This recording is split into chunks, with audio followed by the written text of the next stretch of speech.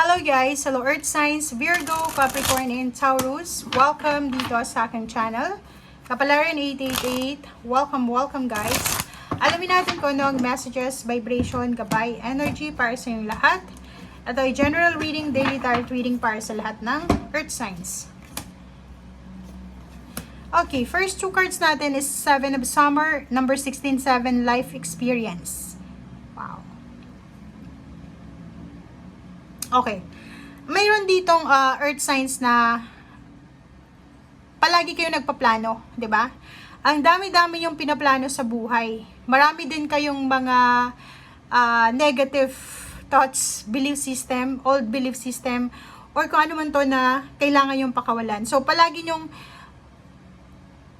pinaprocrastinate, dinidelay yung mga plano, yung hinahang nyo yung plano mo. Like for example, may plano kang mag-travel, may plano kang magtrabaho, may plano kang magbakasyon, may plano kang lumipat ng bahay, mag-apply sa bagong company. Ang dami-dami mong plano, but palagi mo siya na dinidelay, di ba? Parang napansin mo, ay wala na yung plano ko, di ba? So, itong 7 of Summer, sinasabi ng bara sa'yo dito na no more procrastination, di ka? And dito sinasabi na kailangan mo nang gumawa ng desisyon sa araw na ito. Huwag tayong masyadong mag-spend ng maraming oras sa pag-analyze ng situation, ng option. Kasi the more na i-analyze mo yung situation, the more na mawawalan ka ng choice, ng option, the more na mawawalan ka ng interest. Life experience, sinasabi ng Barasir dito na life experience, kailangan mo let go yung mga bagay, sitwasyon, pagkakataon, relationship, lugar, mindset, thoughts, or kung ano man to na hindi mo na kailangan para sa susunod na mga araw. Okay? And sinasabi ng bara sa'yo dito na posibleng simula sa araw na ito, may isang importante na pagbabago na magaganap sa buhay mo na pwedeng magdala sa'yo ng napaka-importante o napakagandang oportunidad sa buhay mo sa mga susunod na araw. Okay. Thank you.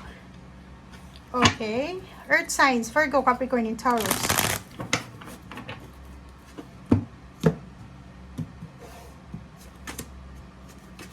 Okay, so nakikita ko rin sa'yo dito, mayroon ditong mga earth signs na may mga unrealistic kayong plano. Yun na nga eh, 'di ba? So parang kino-confirm lang dito ng barahan na ang dami-dami yung unrealistic plans, unrealistic goals, unrealistic na kumbaga thoughts. So, sinasabi ng bara sa'yo dito na kailangan mong alisin kung ano yung hindi totoo sa buhay mo. Alisin mo din yung takot mo, yung ilusyon, yung galit, yung pag-aalala. Okay?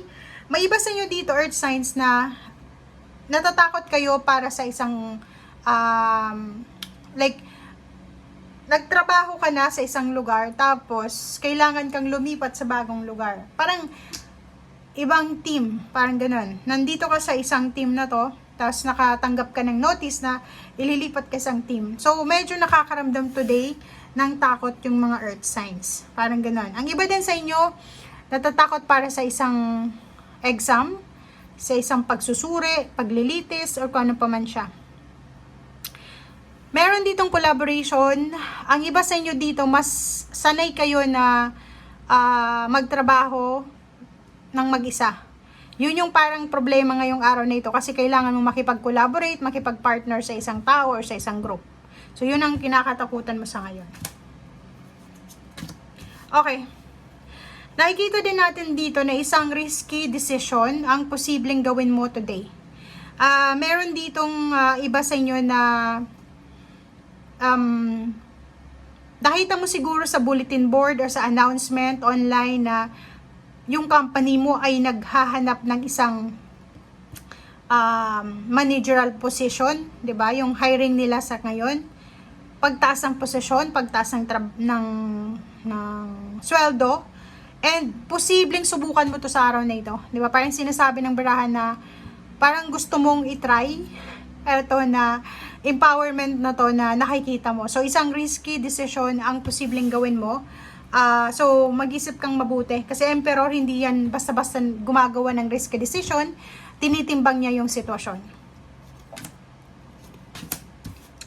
Okay. So, dito naman sa Palace of Swords, may hinihintay ka naghihintay ka siguro ng offer, naghihintay ka ng pera, naghihintay ka ng balita. Parang may nag-promise sa'yo na pauutangin ka, bibigyan ka ng pera, papadalhan ka, or ganito, ganyan. And then sa ngayon, sa araw na ito, until now, naghihintay ka pa rin kung kailan ba darating ito. Okay, next is Page of Cups and Two of Wands. Nakikita natin kasi Page of Cups na to eh. So, nakikita ko sa'yo dito if either in a relationship ka or single, or naghahanap or hindi ka naman naghahanap ng relationship, may posibleng choices ka na kailangan pagdesisyonan sa usaping relationship sa mga susunod na araw, buwan at taon. So, if ever man na in a relationship ka ngayon, mag-iingat ka sa mga tao sa paligid mo dahil baka maging temptation sila, lalo na kung kasal ka na, 'di ba? Okay, so dito naman, may iba sa inyo dito, earth signs na pagod na kayo sa problema pinansyal, 'di ba? Kung makikita mo tong 9 of Wands, pagod na ka na, exhausted ka na. Parang ang dami-dami mong ginawa sa araw na ito or sa nakaraang buwan. Parang said na yung pera mo, 'di ba? So, ubos na yung ipon, pagod ka na. Or yung iba sa inyo dito, ang hirap mag-ipon ng pera kahit mga 500 pesos. Nahihirapan kang mag-ipon. So, sinasabi ng Brasser dito na parang gusto mong sumuko sa araw na ito. Gusto mong magpahinga lang, matulog. Kasi hirap ka na eh. Wala nang pwedeng mapagkukunan ng pera. Parang yun ang nakikita natin. Okay, Palace of Wands. So, sinasabi ng Brasser dito na nandito yung Palace of Wands. Nandito din yung Palace of Swords, Palace of Cups. So, ang daming possibilities dito na posibleng dumating sa'yo. Like dito, kailangan mo ng, like kung pagod ka na sa trabaho, pagod ka na sa pag-iipon, kung estudyante ka, pagod ka na sa pag-aaral, sinasabi ng Brasser dito na kailangan mo siguro ng support system. Siguro kailangan mong makipag-collaborate or makipagkaibigan or makipag-connect sa mga taong masayahin, yung pwedeng, ang impluensya sa'yo is maging positive. Kasi kung makikita mo dito, napapaligiran ka ng negativity eh, 'di ba? Yung mga tao sa paligid mo, yung mga bad influence eh. So, dito sa Palace of Wands na to, kailangan mo daw ng tao, ng kapaligiran, na parang i-evaluate, ang tawag dito, kapaligiran na ipupush ka pataas.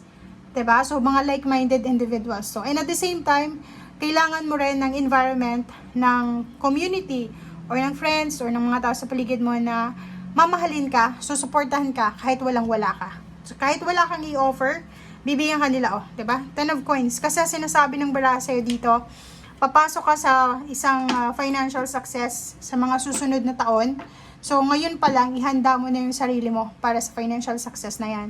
So, ano ang ibig sabihin yan? Ang mga tao sa paligid mo ngayon, or ang influence, yung mga taong malapit sa iyo ngayon, masyadong toxic yung pag-iisip nila. May mga tao sa paligid mo na toxic, like selfish,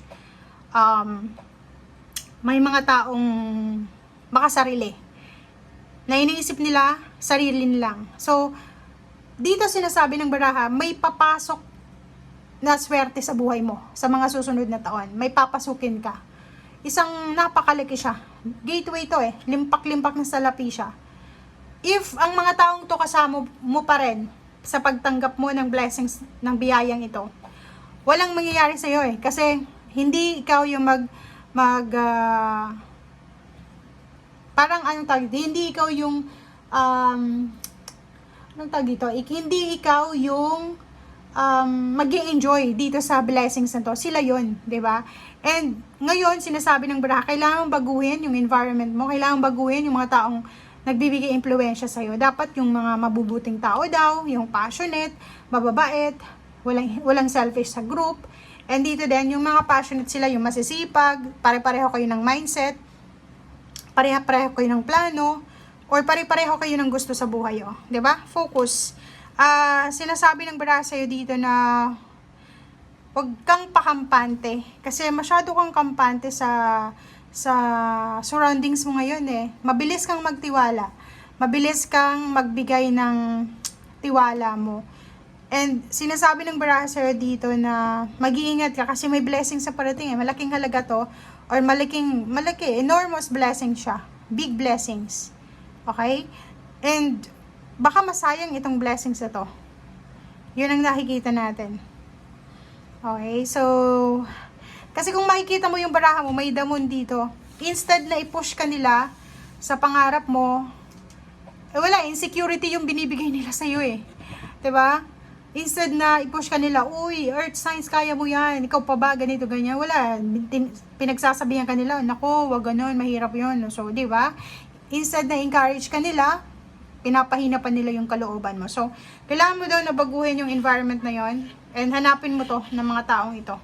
Etong mga taong passionate, masisipag, suportado ka sa kung ano man ang gusto mo, mababait, and yung may focus sa buhay. Hindi yung parang butterfly, 'di ba?